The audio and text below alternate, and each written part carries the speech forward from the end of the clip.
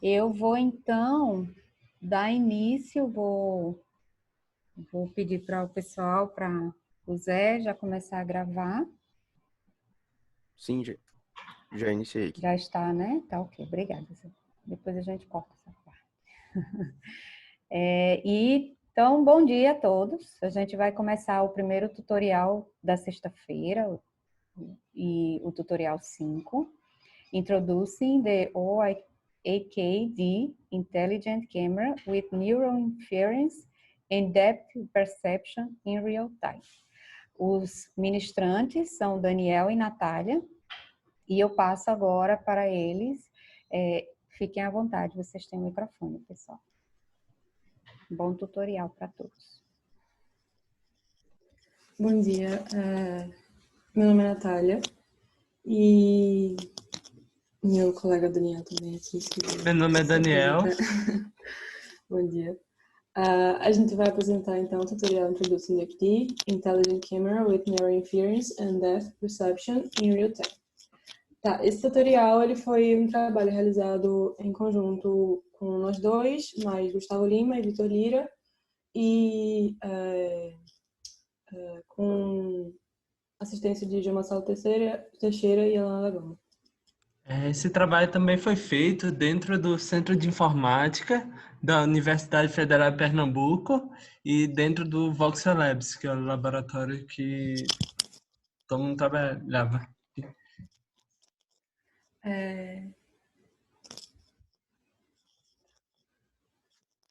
Para uma breve introdução, a gente trouxe um pouco sobre visão computacional, porque esse tutorial vai abordar uma tarefa de visão computacional. Então, basicamente, o que seria uma visão computacional, né? É basicamente você dar uma visão a computadores.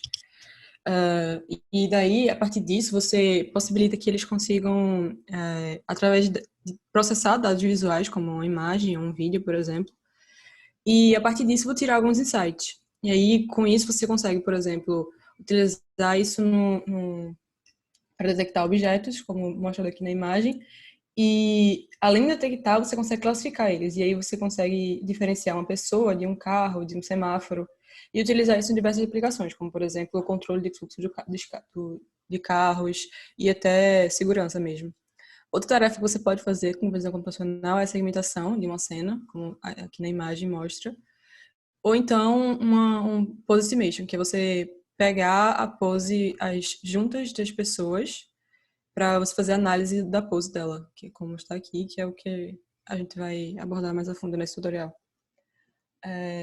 Tá. Uma tarefa de visão computacional, como essa, um exemplo, você entra com uma imagem, no caso de fotos daqui, temos fotos de animais, e a gente quer classificar entre um gato ou um cachorro. A gente quer dizer se é um gato ou um cachorro. E basicamente entra no nosso modelo e aí ele diz a resposta se é um gato ou um cachorro. Para a gente é muito fácil de dizer que o que entrou aqui, que foi essa imagem, é um gato e que isso aqui é um cachorro.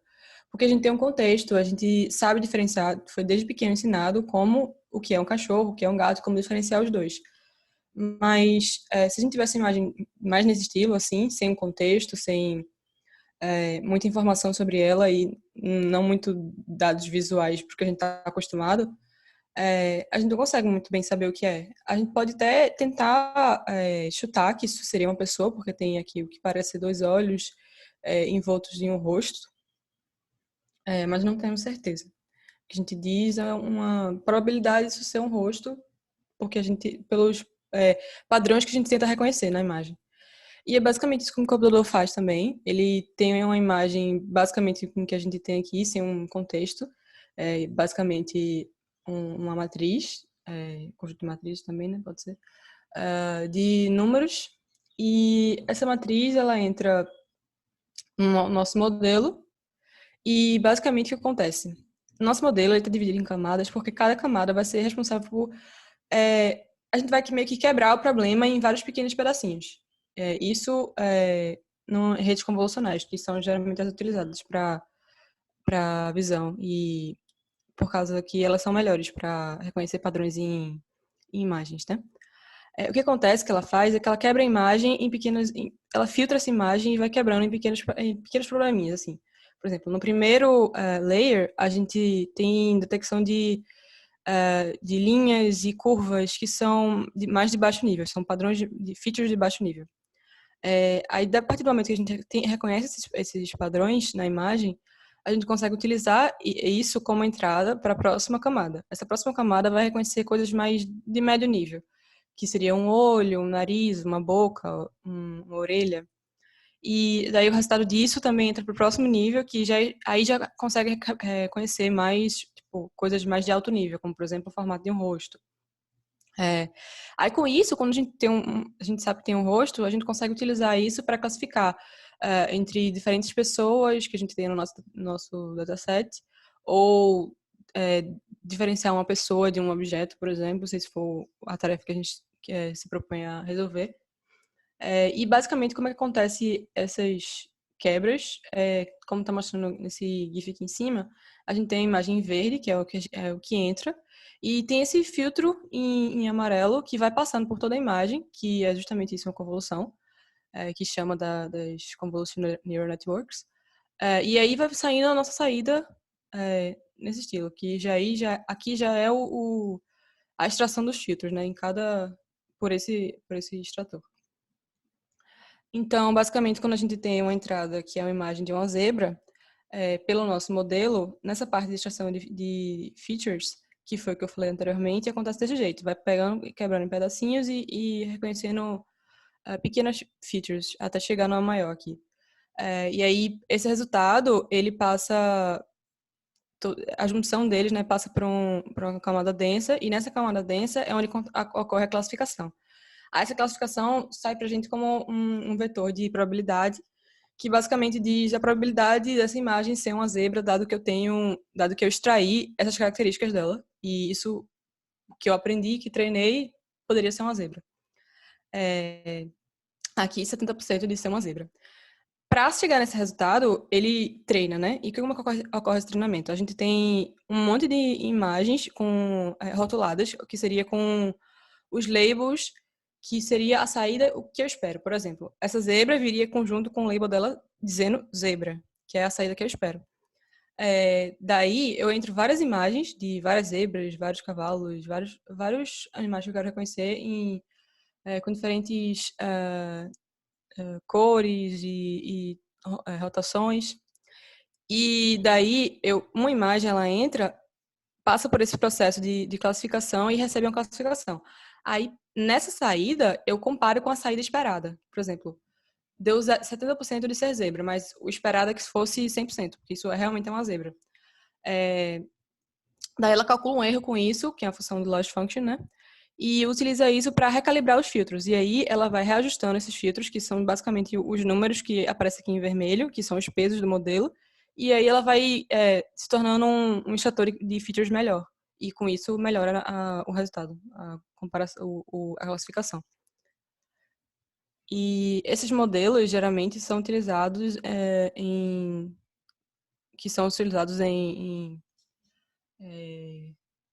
tarefas de visão, que a gente tem também a possibilidade de fazer o uso de hardwares que fazem isso já na borda, ou seja, não precisa de um computador para isso, que é justamente o que a UQD se propõe a ser. Ela propõe vir facilitar o uso de visão computacional em dispositivos de borda, facilitando o Embedded AI, né? Que chama. Ela é basicamente essa câmerazinha, que foi lançada nesse ano pela Luxonis em parceria com a OpenCV. E aqui tem algumas especificações dela. A câmera, ela tem essa câmera central que filma em 4K, 30 fps. E tem mais duas câmeras, uma na esquerda e uma na direita, que são de Serial Depth, que elas possibilitam você ter aplicações de Spatial 3D Tracking em real time. Ela também tem um Visual Processing Unit, VPU, que é esse Movidius Myriad X, que por causa dele ela consegue rodar esses modelos de Deep Learning que eu falei anteriormente, de visão computacional, para fazer tarefas como classificar imagens, como a gente tinha visto antes, object detection, segmentation, human pose estimation e muitas outras. Isso em real time. Ele é um hardware bem pequeno. Ele tem um tamanho de um Raspberry Pi 3, mais ou menos. Talvez um pouco menor.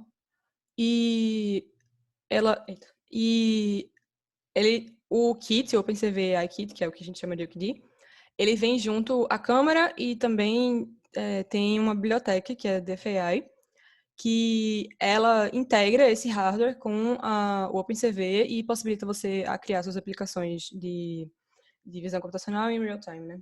Dessa inferência da rede. Eles tiveram uma campanha do Kickstarter que foi de bastante sucesso. O módulo que a gente tem, ele foi o módulo de teste que a gente recebeu por causa da competição que a gente participou. Ele não vinha com Bluetooth, não vinha com algumas coisas, mas por causa da campanha ter sido um sucesso, eles conseguiram implementar diversas features na versão que vai sair para venda. E o lançamento estimado dele é em dezembro desse ano. E agora eu passo a palavra para o Daniel. Pronto. Primeiramente, bom dia. E agora eu vou falar um pouco sobre, exatamente porque para estimular o uso do OKD, né? A Luxonis, que foi a empresa que criou o OKD, né?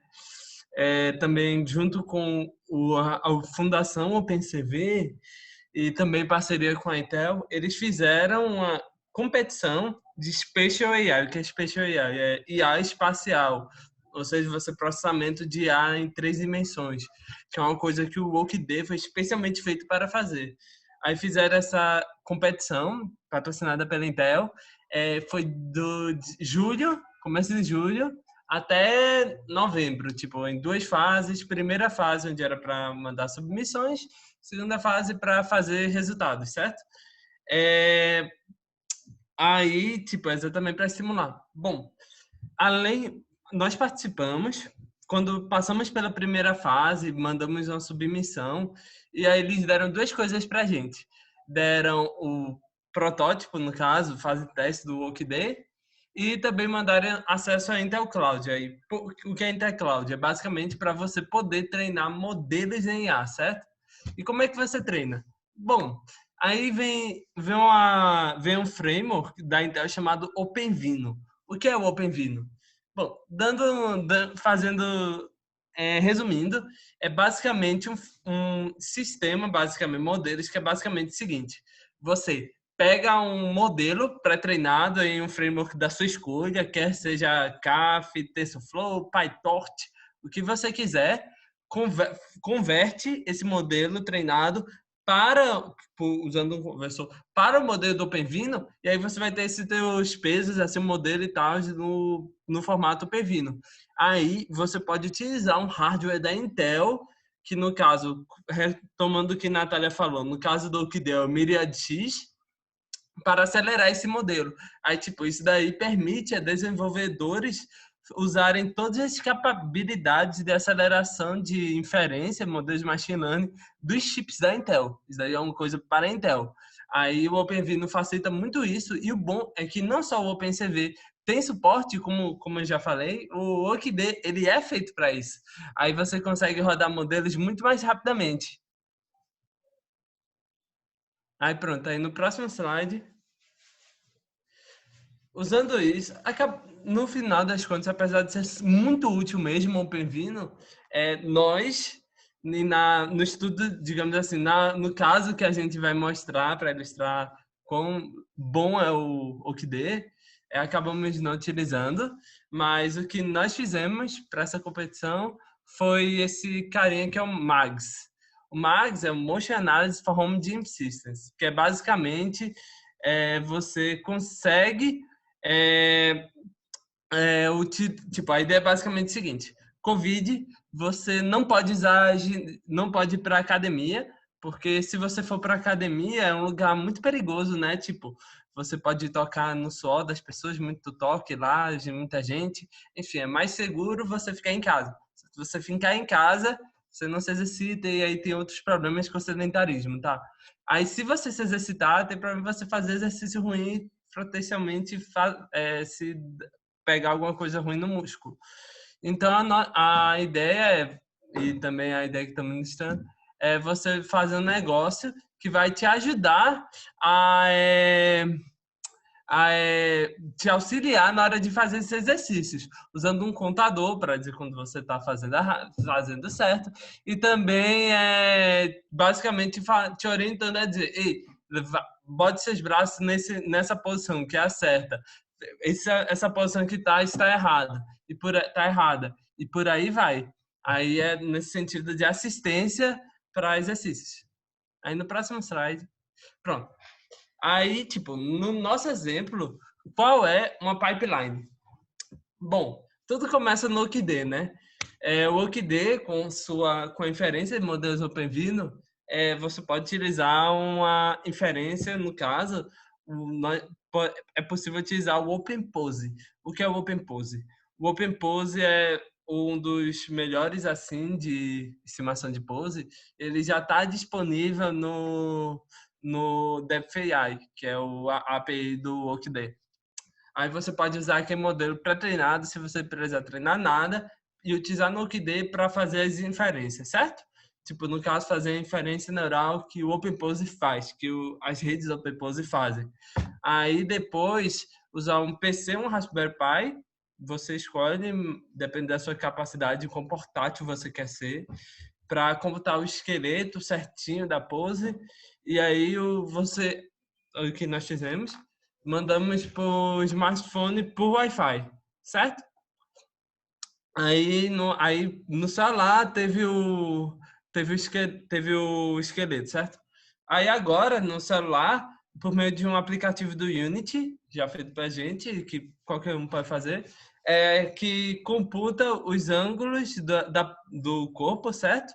Os ângulos e tal, por exemplo, os ângulos dos braços, por exemplo, e retorna o feedback para o usuário. Aí no próximo slide. Pronto.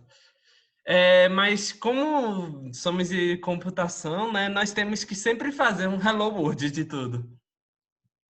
Quer seja linguagem, quer seja hardware nesse caso. Aí, bom, no caso do OKD, como vocês se lembram da imagem que a Natália mostrou, o OKD tem duas câmeras, certo? Por que tem duas câmeras? Pela mesma razão que nós temos dois olhos. Porque você pode ter visão estéreo no sentido de dois olhos, assim, duas câmeras. E isso daí te ajuda muito, você facilita muito na hora de inferir profundidade. Aí o OKD utiliza exatamente essas duas câmeras para inferir profundidade dentro do OKD. Logo lá dentro ele consegue inferir utilizando redes neurais também. Pronto. Aí no próximo slide é um exemplo que Natália vai narrar.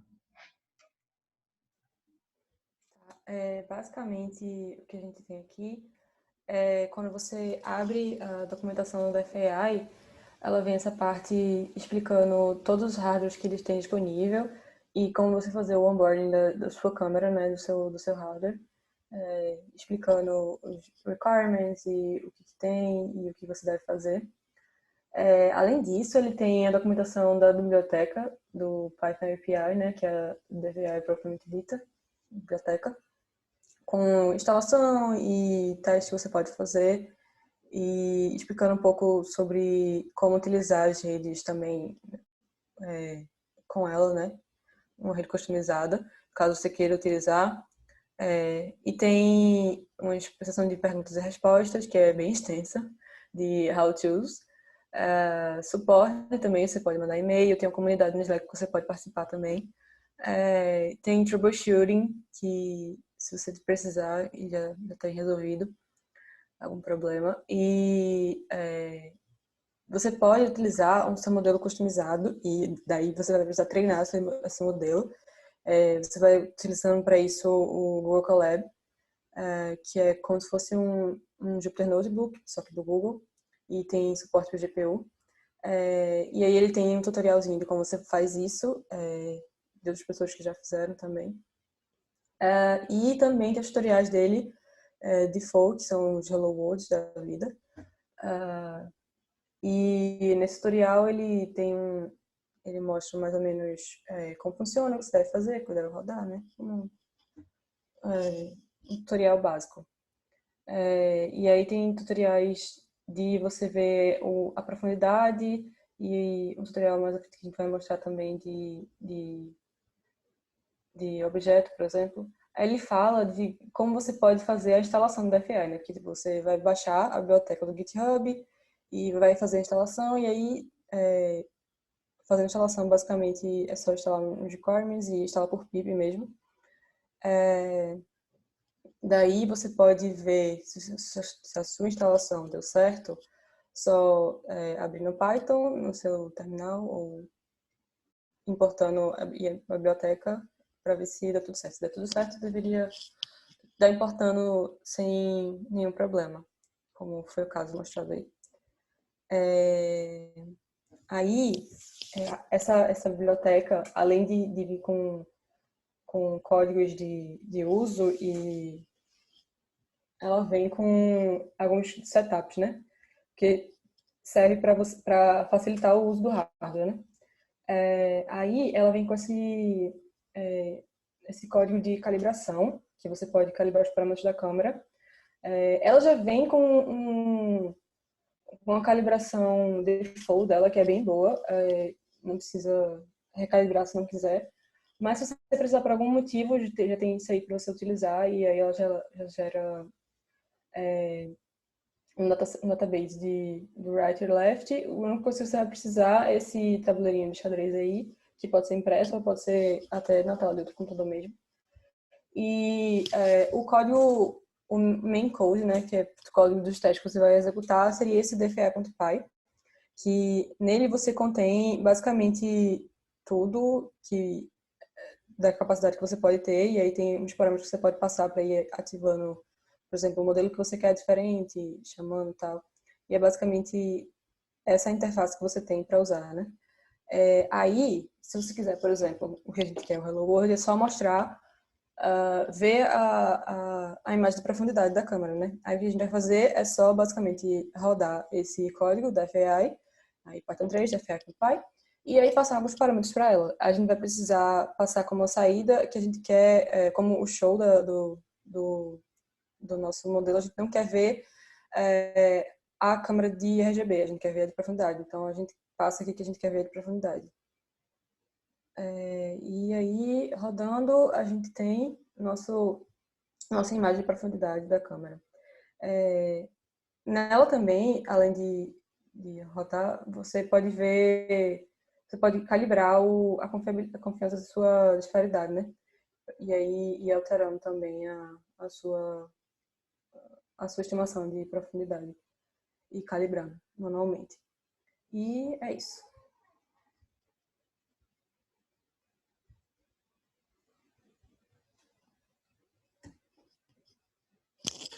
Pronto. Aí, Natália mostrou a estimação de profundidade, né? Só que, tipo, uma das maiores, e até que foi pontuado no início da introdução, né? Uma das maiores, assim, problemas e técnicas que a galera visual computacional investe é detecção de objeto. Que é, tipo, você olhar para uma imagem e dizer, epa, tem maçãs aqui, ou laranjas, ou dizer onde é que estão os óculos, ou detectar faces, até com máscaras, por exemplo. Aí o OCD possibilita isso daí em embarcados, certo? Aí no próximo slide,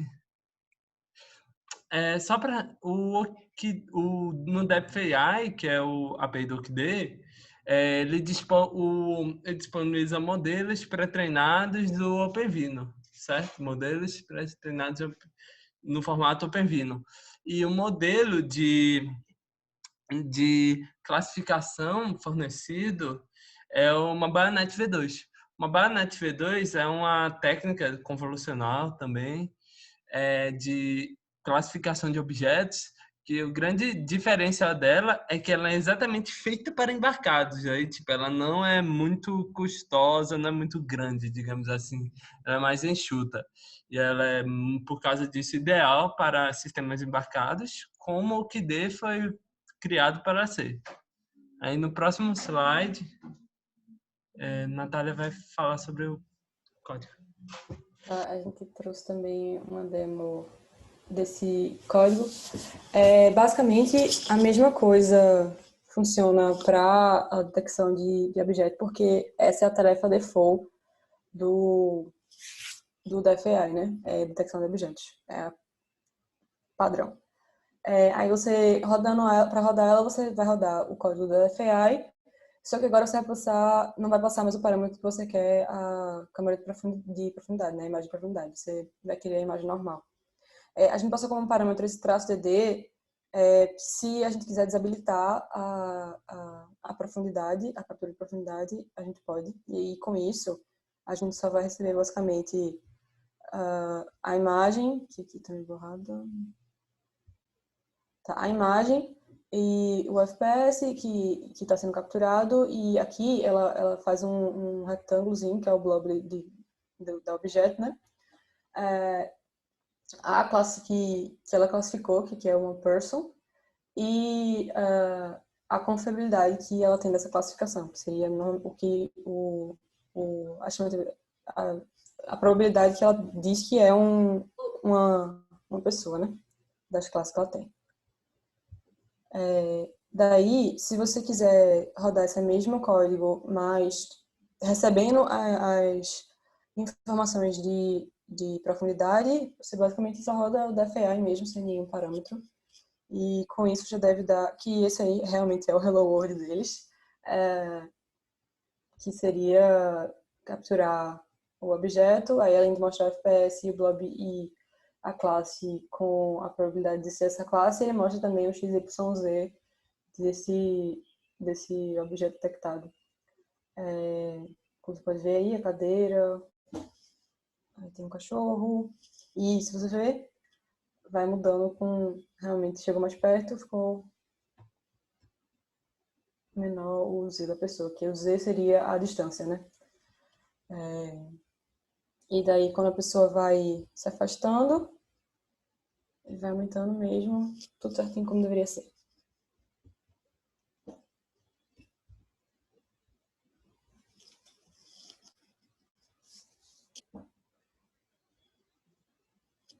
Tá. Aí, basicamente, agora a gente vai ver um pouco mais do código, de como isso acontece. Na biblioteca, a gente tem a DFI aqui, aí a gente tem esses em recursos e NN, a gente tem basicamente todos os modelos que a gente tem disponível aqui na própria biblioteca. Você pode escolher e aí, dependendo do modelo, você muda a tarefa que você quer executar também, né? No caso, como o Daniel mencionou, a gente vai estar utilizando para essa detecção de objetos essa uma Bayonet SSD aqui, que é a Bayonet SSD V2. Aí, a gente vai precisar, basicamente, o que ele faz no código para decodificar o que vê na inferência e printar na tela de forma personalizada para a tarefa, né? Utilizar esse DFI helpers aqui, né? Que eles que vão conter os handlers que vão lidar com a tarefa que você quer executar. Aí, no nosso caso, a gente está trabalhando com o Bayonet SSD, no caso da detecção de objetos, né? O que ele faz? Todos os handlers dele basicamente têm a mesma estrutura, que é um decode e um show NN. No caso, esse show NN é show e o nome da rede neural que ele está executando, que é show uma Bayonet SSD. Que aí ele é responsável por fazer a captura da imagem e aí botar os resultados da inferência de maneira correta nessa imagem, né? Porque os resultados vão ser diferentes. Por exemplo, se eu quiser detectar uma pose, eu tenho que imprimir a pose da pessoa. Se eu quiser detectar um objeto, eu imprimo daquele jeito, aquele blob com a classe e o X, Y, Z que eu passei, né? O decode, ele vai basicamente receber um pacote da rede, aqui, que seria o resultado da inferência dessa rede, né? E daí ele vai fazer vai quebrar esse pacote e fazer a extração das informações que ele vai precisar para rodar no ShowNI. Aí, além disso, no DeFi,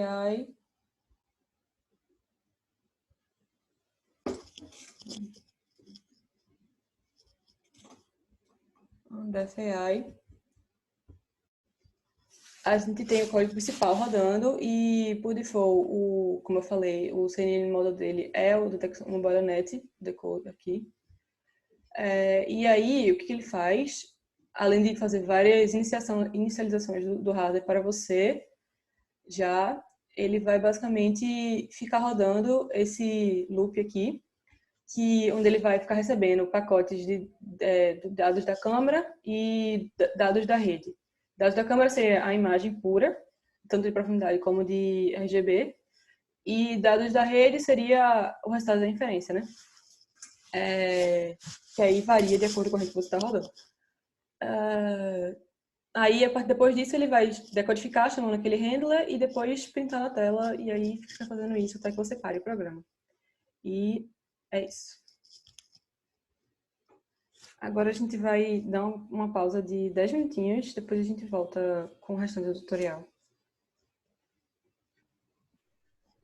Ok, pessoal, obrigada. Daqui a pouco a gente retorna, então.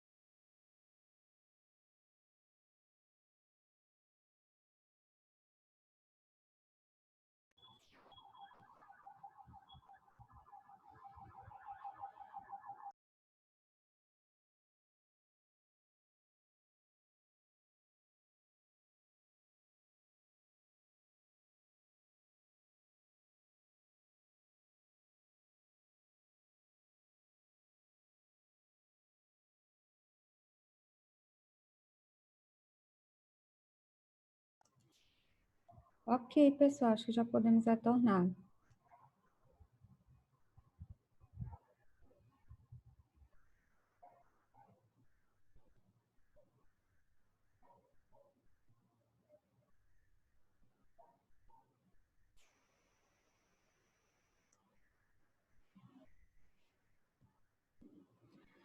Daniel, Natália?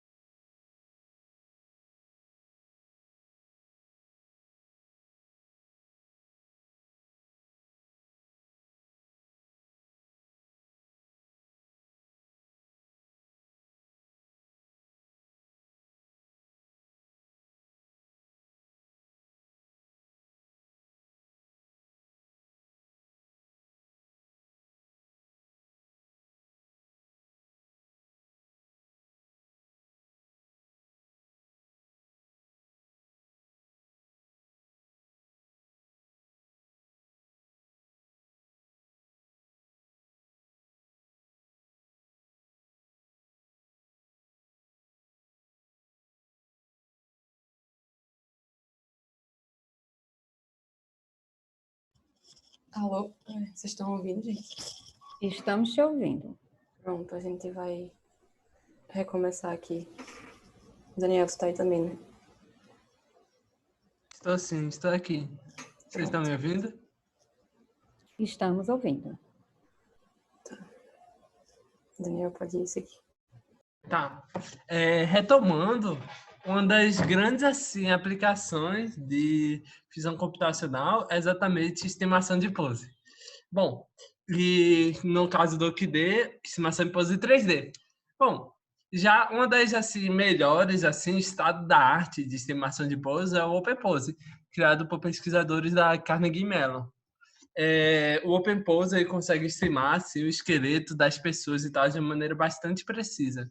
E o OCD já tem, e o DevAI já tem no seu repositório um modelo pré-treinado do versão OpenPose mobile, ou seja, menorzinho, tal, mais compacta, em OpenVINO e para o OCD, certo? Aí, qual é a ideia? No OCD, o sistema, assim, com a rede neural convolucional, vai inferir o heatmap, certo? Que basicamente vai dizer qual a maior probabilidade de você conseguir as juntas, certo? Tipo, não, aqui em certa região tem maior probabilidade. E também, como a gente já discutiu, o próprio OCD consegue achar uma imagem de profundidade, certo? Bom, mas isso aí não é os esqueletos que a gente quer, né? O processamento desse esqueleto 3D vai ser feito ou no PC ou no Raspberry Pi, certo?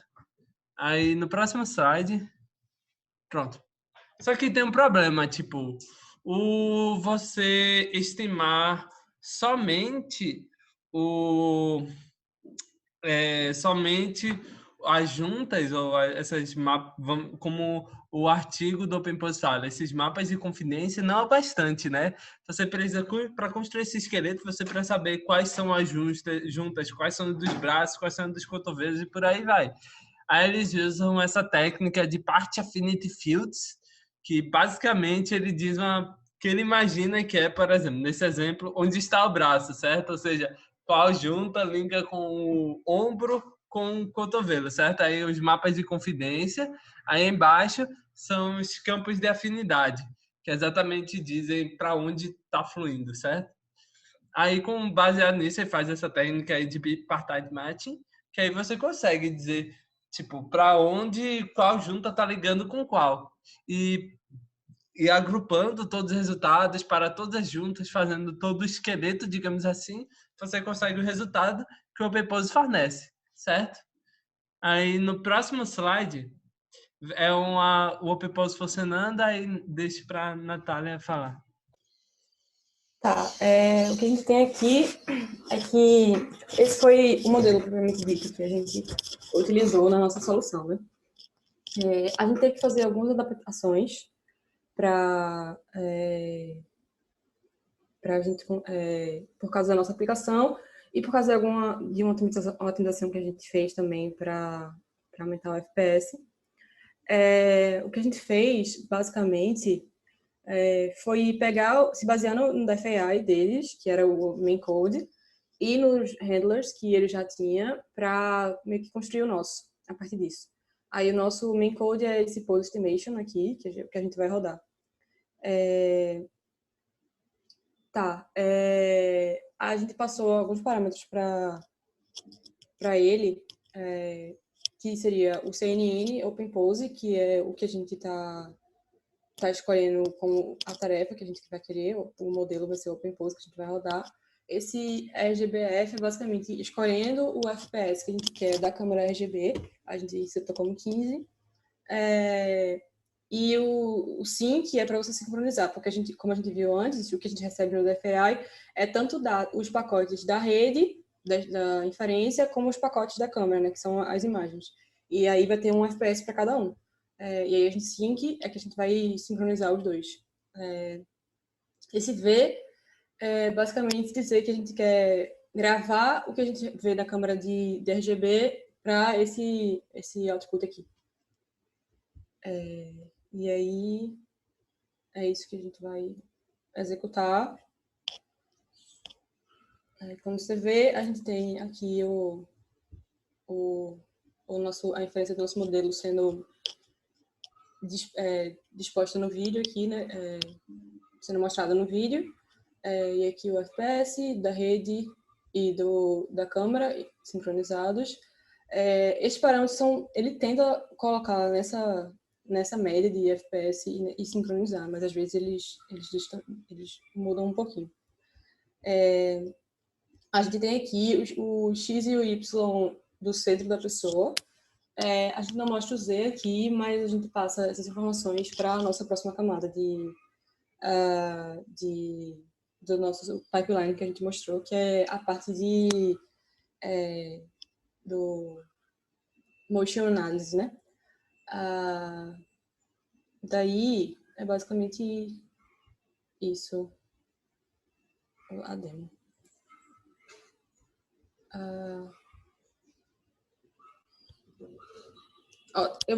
Antes de mostrar o código, eu vou falar um pouco sobre as otimizações que a gente fez para a nossa aplicação. Basicamente, a gente pegou a DFA, rodou o Hello World, estava tudo funcionando lindo. Mas quando a gente foi rodar o OpenPose, que era o que a gente precisava, a gente encontrou um problema no FPS que estava extremamente baixo. A gente rodou num computador mesmo e estava em torno de 3 FPS, que para a gente não servia, já que a gente queria utilizar isso numa aplicação de análise de movimento, na verdade. E a pessoa, quando vai se movimentar, é mais rápido que isso, então não funciona. Daí o que a gente fez foi basicamente diminuir a resolução da imagem que a gente passava para o modelo, porque por default ele pega imagens de 256 por 456 e isso estava muito grande e atrasando o processamento, né? Tanto na inferência como no pós-processamento dela também, né? No decode. E para isso a gente reduziu pela metade a imagem e com isso a gente conseguiu aumentar um pouco o nosso FPS, né? No computador a gente conseguiu FPS de 15 FPS, como a gente viu no demo anterior, e como a gente precisava do nosso sistema ser o mais compacto possível, e lembrando que a nossa câmera não tinha embarcado nela um sistema de comunicação Wi-Fi nem Bluetooth, por isso que a gente precisava também desses hardwares externos adicionais para fazer a comunicação com o celular também.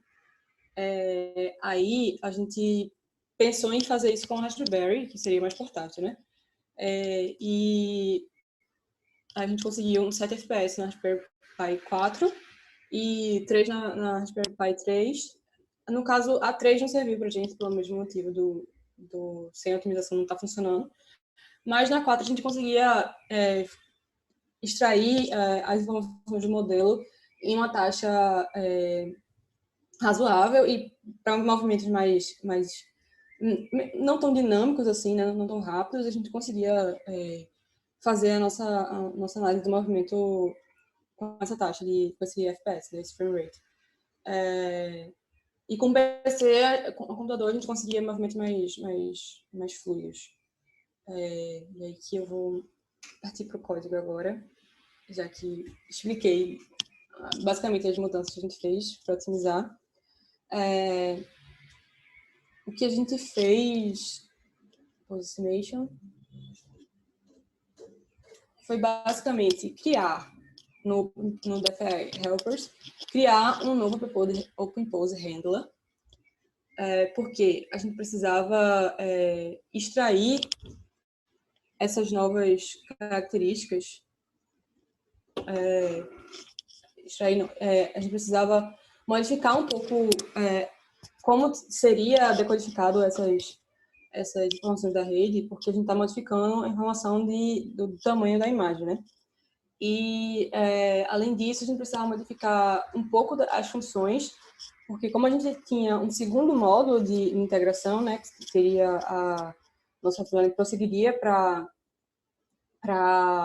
a detecção para análise do movimento em si, a gente precisava de alguma forma enviar essas informações que a gente teria da decodificação da rede para ser usada no nosso segundo módulo.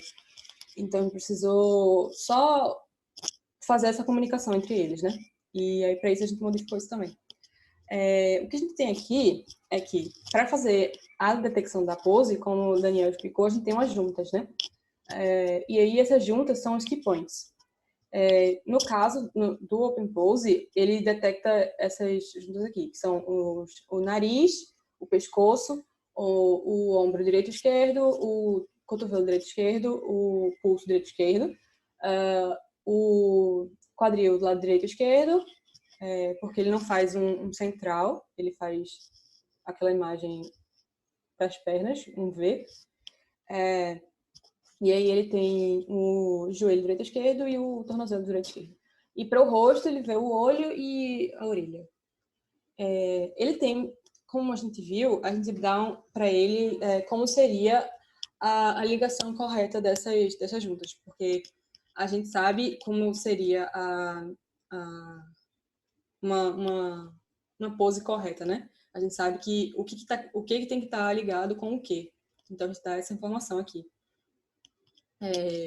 Porque ele, como a gente viu, ele detecta essa probability map, que é esse mapa de probabilidade, né, esse heatmap, que tem um mapa de probabilidade que pode ter as juntas lá. Daí, a partir desse mapa de probabilidade, a gente detecta as juntas em si. A gente faz um pós-processamento, né, desse mapa, que a gente obteve da rede, essa inferência, e com isso a gente consegue detectar os contornos e ver onde estão as juntas em si, né?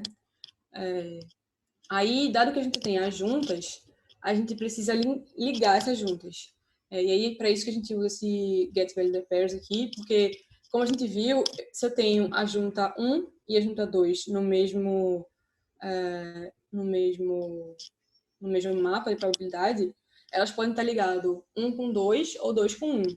E essa ordem muda porque quando você vai interligar todas as suas juntas, você tem um desenho de uma forma se você ligar 1 com 2 e você tem um desenho de outra forma se você ligar 2 com 1.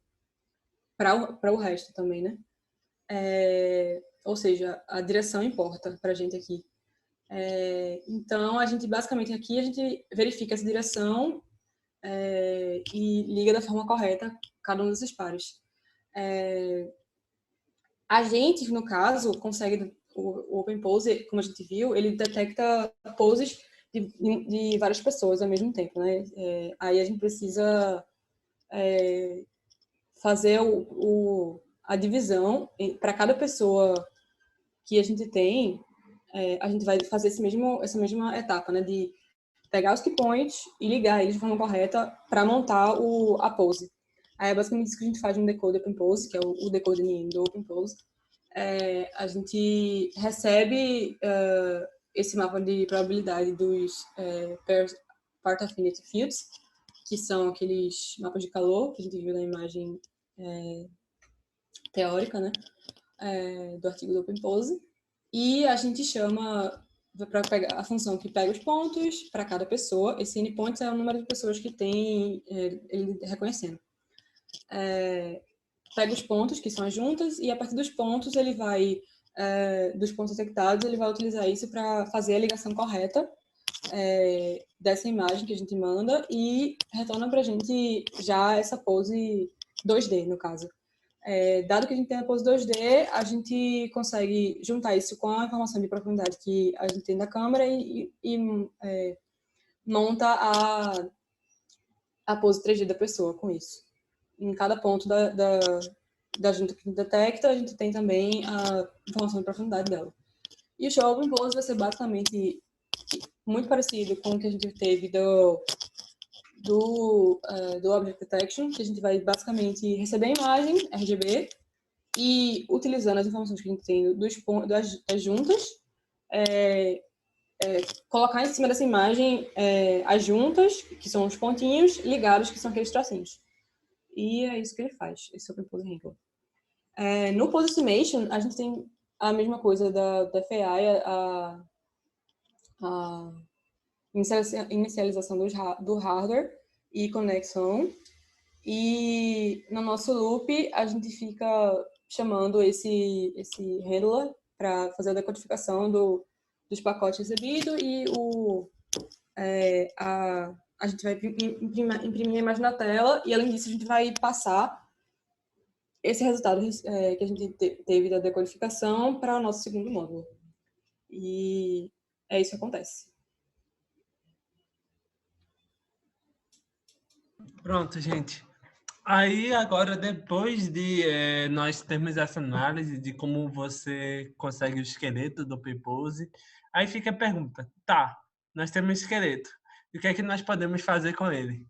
Bom, uma das aplicações legais que você pode fazer é exatamente análise de movimentos. Aí, para fazer isso, no nosso caso, e enfim, existem várias maneiras, utilizamos o ICAP. O ICAP é um framework de análise de movimentos que foi desenvolvido in-house no nosso laboratório. Ele é baseado no IBS, que é o International Biometric System, que é basicamente tipo, como você coordena as angulações entre o corpo humano de uma forma estandartizada para profissionais de saúde, todos saberem quais movimentos você está falando e ser muito tunável, digamos assim, muito calibrável para você querer dizer qual movimento você quer. No caso, o nosso framework ele foi criado em Unity. Por quê? Porque o Unity é muito portável. Você pode utilizar tanto para o PC, tanto para o Android, e assim vai, certo? Aí, no próximo slide. Primeira coisa que, se você quiser fazer, nós precisamos converter as representações em esqueleto, certo? Aí, no caso, nós fazemos a conversão do modelo do esqueleto do Open Pose, que é esse daí da esquerda, para o modelo do esqueleto do Ocday, que nós chamamos de, no nosso caso, é o Voxel Body. Ele é bem parecido com o esqueleto do Kinect, só que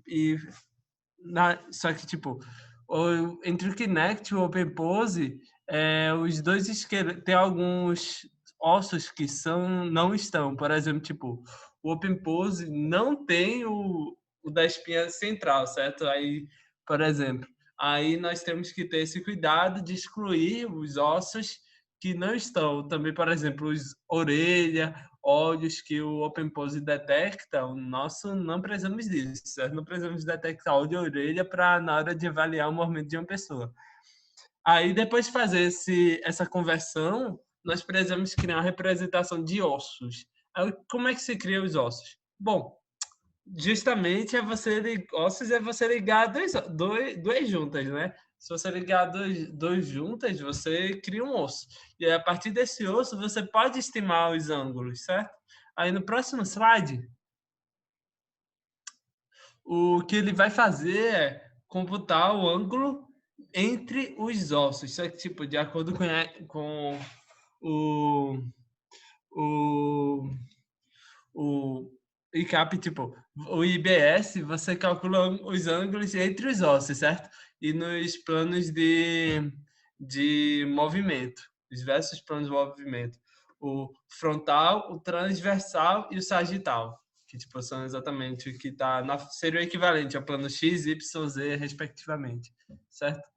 Aí, tipo, você computa esses ângulos de movimento e aí depois nós fazemos uma comparação entre os ângulos, esses ângulos que foram computados e que, tipo, sei lá, você botou uma pose que no nosso caso foi, sei lá, faça uma pose em formato de T, ou seja, braço para cima, dois braços para cima. Aí ele iria comparar os ângulos que você faz nesse braço, né? E comparar com os ângulos que você realmente está fazendo na sua aplicação, certo? E aí isso tudo na margem de erro, né? Porque nesse tempo você tem que tolerar erros, né, do usuário e tal. E tá, ok, mas aí é só para computar uma pose, ou seja, só a pessoa alterar um estado, parada. Aí fica a pergunta, como é que nós fazemos um movimento? Bom, o jeito de você pensar um movimento, pensando até no contexto de academia, é que um movimento é uma série de poses estáticas linkadas entre si, certo? Por exemplo, quando você faz um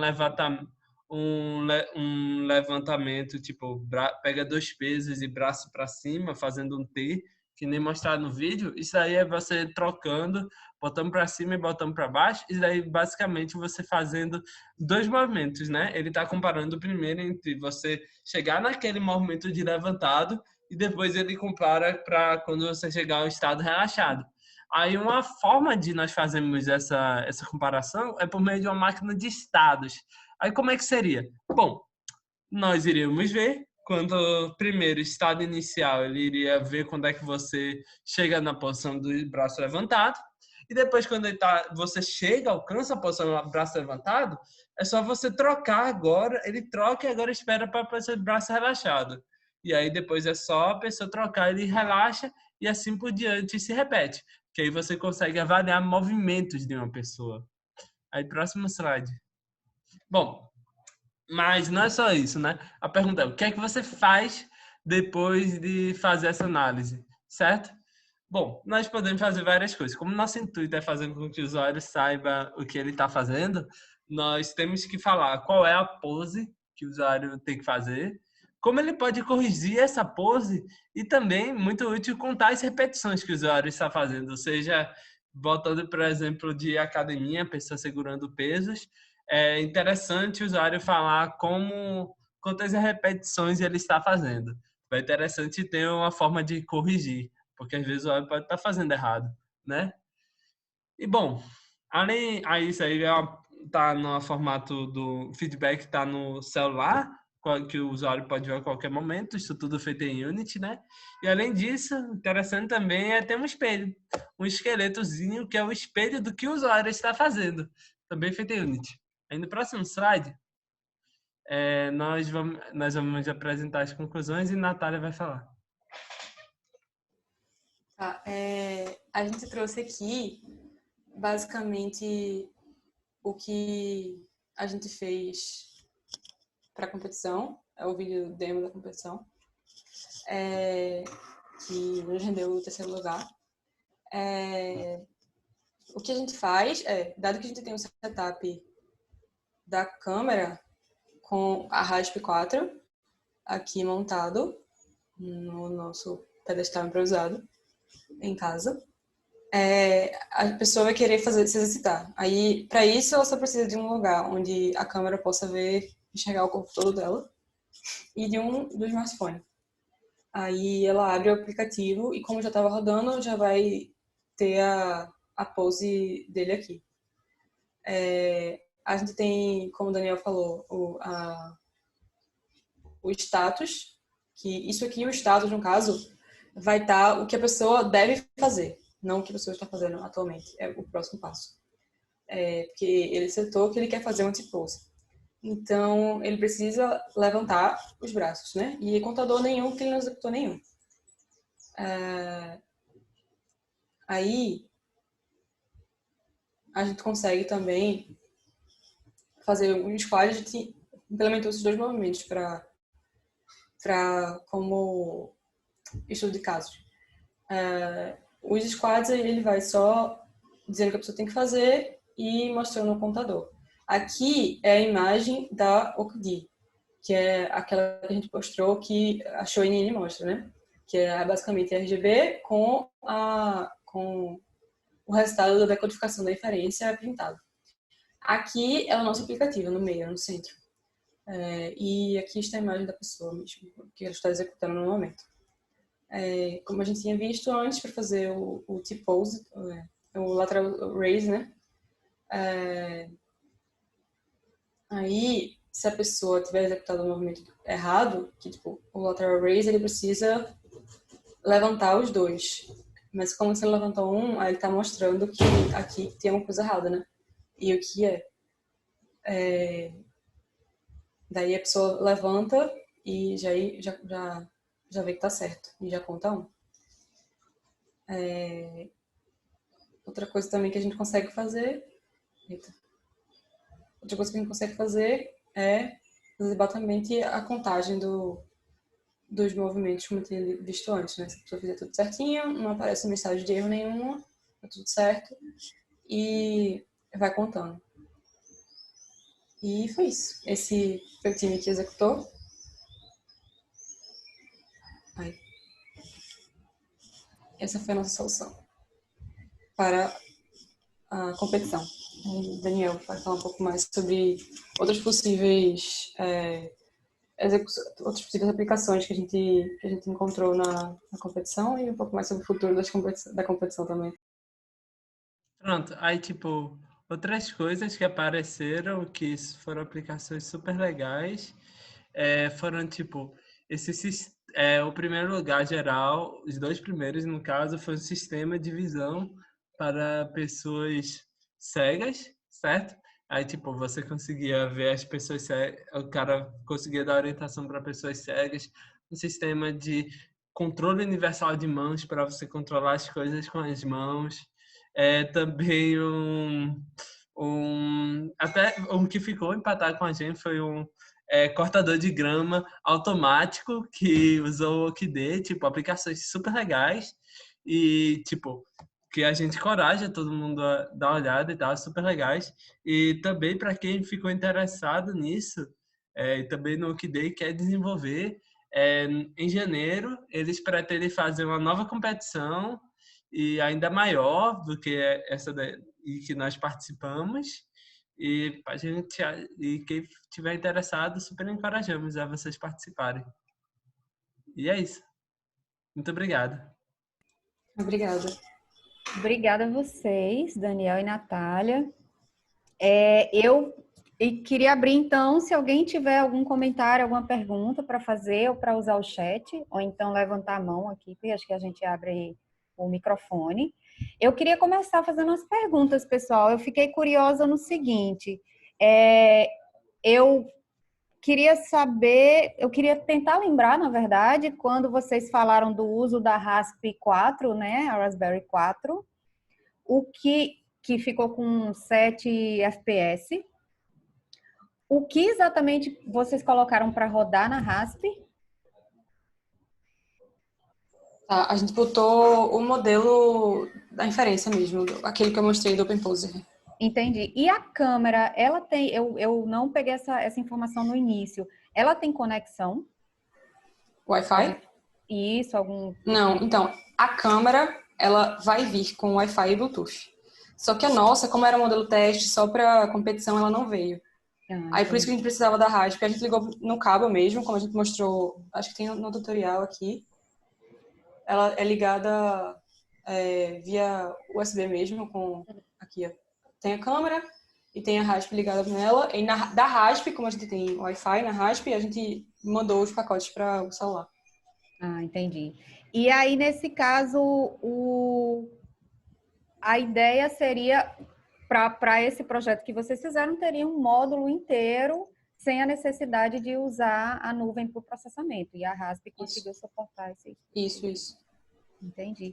E o aplicativo, ele se comunicou, a comunicação do celular, foi no celular, né? O aplicativo, a comunicação era com a RASP, né? Isso. A comunicação a gente fez por TCP/IP mesmo. Isso mesmo. No Wi-Fi. Certo. Entendi. Outra pergunta, o quão preciso é essa detecção, o quão precisa ela é do movimento para, por exemplo, se eu quisesse usar num sistema de fisioterapia para avaliar se o paciente está se recuperando?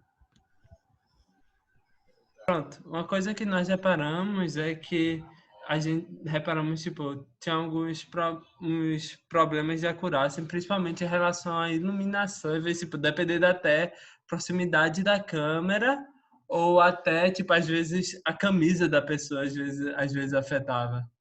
Tipo, essas pequenas coisas influenciavam muito a precisão.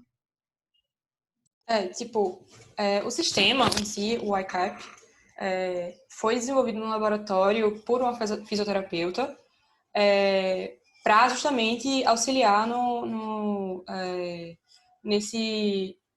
nessa reabilitação, né, das pessoas.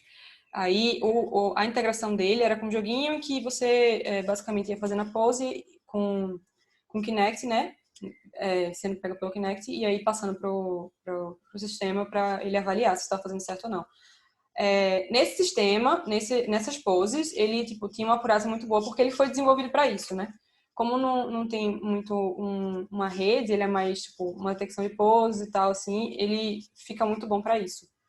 Se a gente quiser melhorar a acurácia e fazer uma coisa um modelo mais geral, a gente poderia utilizar uma rede para isso e uma RNN da vida.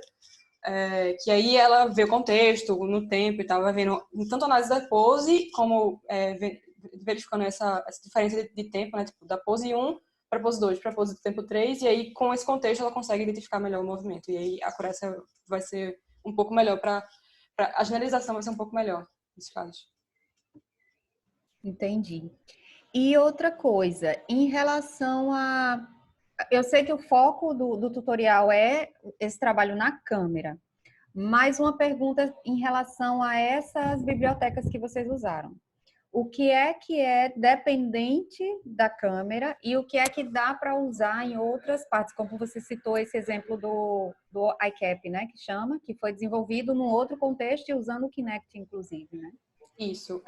A gente tem no nosso pipeline, para esse contexto da competição, a gente desenvolveu o sistema, né?